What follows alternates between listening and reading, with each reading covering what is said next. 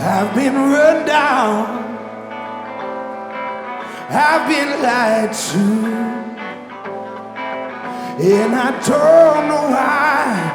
Let that mean woman make me a fool. She took all my money, wrecked my new car. Now she's with one of my good time buddies. They're drinking in some crosstown bar. Sometimes I feel, sometimes I feel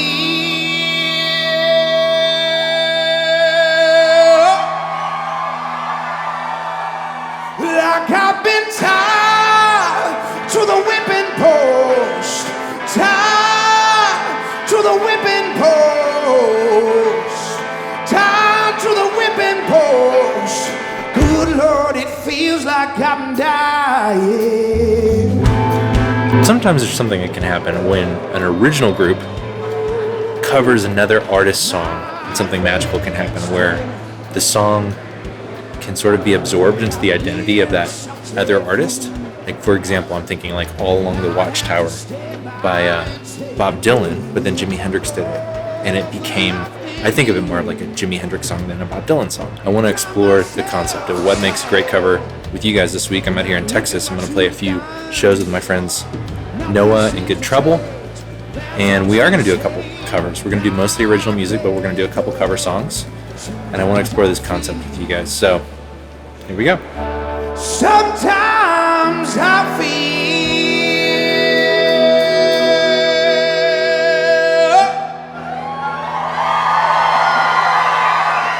like I've been tied to the whipping post, tied to the whipping post, tied to the whipping post.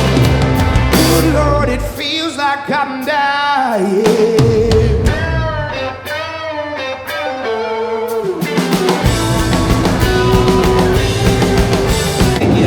Yo, what makes a great cover? I think it's really important that you pay homage to those songs, but at the same time make them your own and try to impart any little bit of character that you have onto those songs and kind of help bring a new life to it. There's plenty of songs that you can cover straight up and don't change anything, and just because the other band is doing it sounds awesome. There's other ones where it's like, okay, like our Whipping Post cover, for instance. We all love that song. They're just as it was written. There's nothing wrong with it. But it's not necessarily all of our natural style to play that way, so we kind of made it our own and made it ebb and flow and drop and build in different parts and stuff like that. So at the same time, the whole back half of the song is pretty much like the Allman Brothers played it.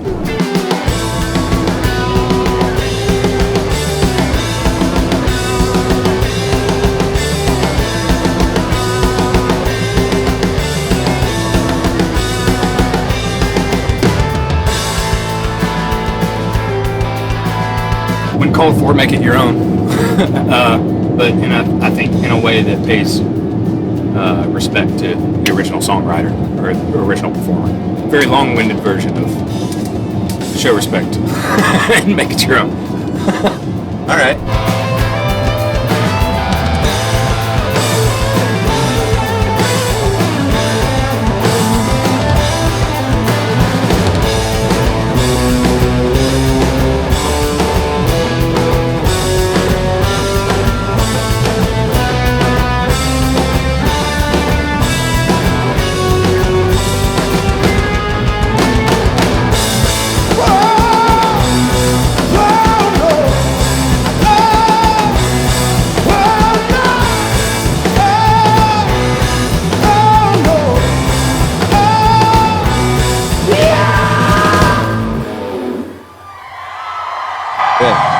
What makes a great cover? I think something where the artist covering the song shines through. You can hear their fingerprints on the song. You can hear their approach. You can hear what they do really well, but through the context of a song that you're familiar with. I think that's a really good way. Like tonight, we're the opening band, so most people that are here don't know us or our music. So by placing some covers in there, like whipping posts that we do in kind of our own way, it's a good way to kind of sort of introduce what we do to a new crowd of people. And I think good cover artists, good covers are done that way. They're not note for note recreations of the original song. There's something that it's an artistic interpretation of that thing. Sometimes I feel, sometimes I feel like I've been tied to the whipping pole, tied to the whipping pole, tied to the whipping pole. Good Lord, it feels like I'm dying.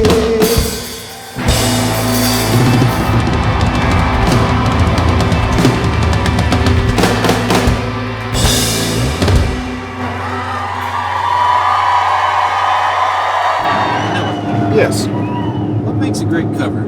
As the singer and the front man, it is your job to tell the story, right? And that goes for every song. That's not just your cover songs, that's all your originals, whatever.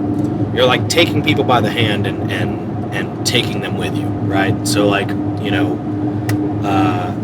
in Midnight Special there is a line where you know, she's gone to see the governor, a piece of paper in her hands. Like, I try to paint that picture by waving a piece of paper in my hand, right? Like, out into the audience or whatever. So you're just trying to, like, almost get into character to really lead these people through it. Yeah. And also, you want to choose something that you feel comfortable telling. Choose something that feels like an authentic story for you to tell.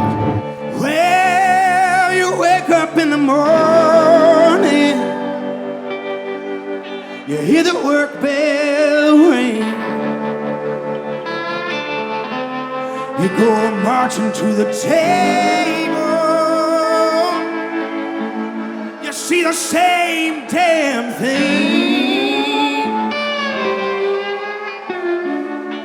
Ain't no food up on the table, ain't no pork up in the pan. But you better not complain, boy. You'll get in trouble with the man.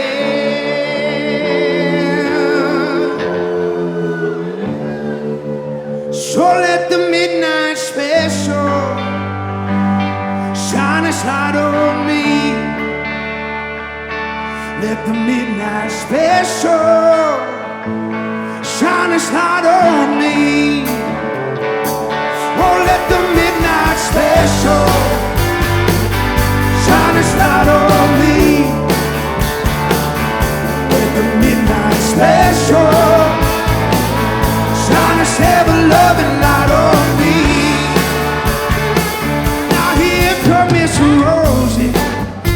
There's a song by 9 Inch Nails called Hurt. It was written in like 95 or something, 94 or 95. And Johnny Cash covered it. It's my favorite cover song, I think, because the song, the 9 Inch Nails version, is amazing in and of itself. Johnny's version is just, it brings that song out in front lyrically and puts everything right in your face, and you cannot escape the feeling that it makes you have, and it's just wonderful. Do you mind if I add one thing on that? Add to it. With that song in particular, what makes it really cool to me is, so 9 Inch Nails wrote that song at a certain time in their life, right? But like when Johnny Cash sings it, you're hearing a man sing the same song at very close to the end of his life, and it comes off in a completely different way. The same message of the song, or the lyrics, I should say, of the song come off in a completely different way. Like you can take a cover, when you take it out of context and out of its time and pull it into your own time, often it'll take that song and just make it a whole different story completely. And I think that's really cool. Yeah, that's what that song does for me. It's like, man, I forgot completely that it was a Nine Inch Nails song, and Nice. not a slam to them at all, but like it's just that good of a cover, and it's that believable coming from another person. So I think if you got that down, you're probably doing okay. If you can convey that, or just be Johnny Cash, Nice. it's probably pretty. Just be Johnny Cash. Yeah, it's the easiest thing I think I could. It's the best advice I could give.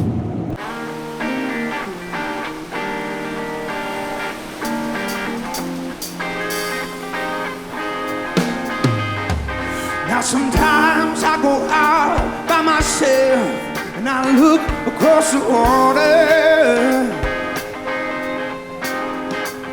and I think of all the things, what you're doing. In my head I paint a picture.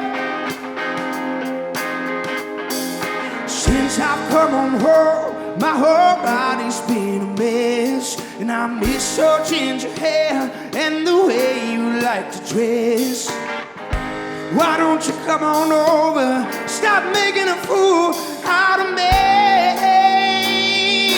Why don't you come on over, Valerie? Come on, yo. Valerie.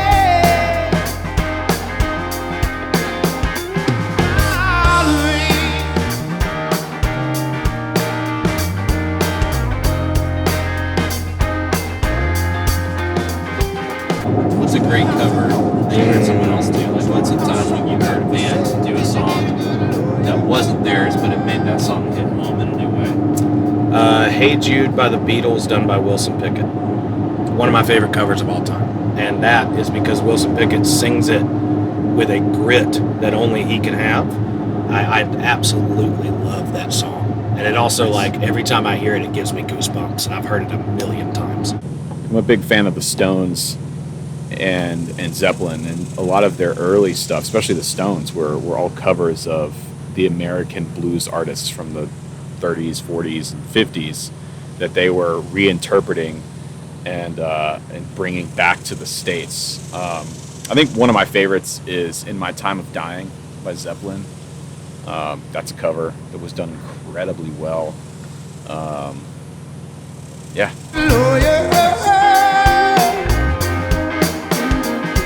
Hope you didn't catch a tail. Hope you found the right man who will fix it for ya. Ooh, are you shopping anywhere? Change the color of your hair.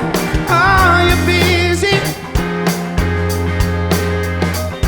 Did you have to pay that fine? You've been dodging this whole time. Are you still dizzy? Since I've come on home, my whole body's been a mess, and I miss your ginger hair and the way you like to dress. Why don't you come on over, stop making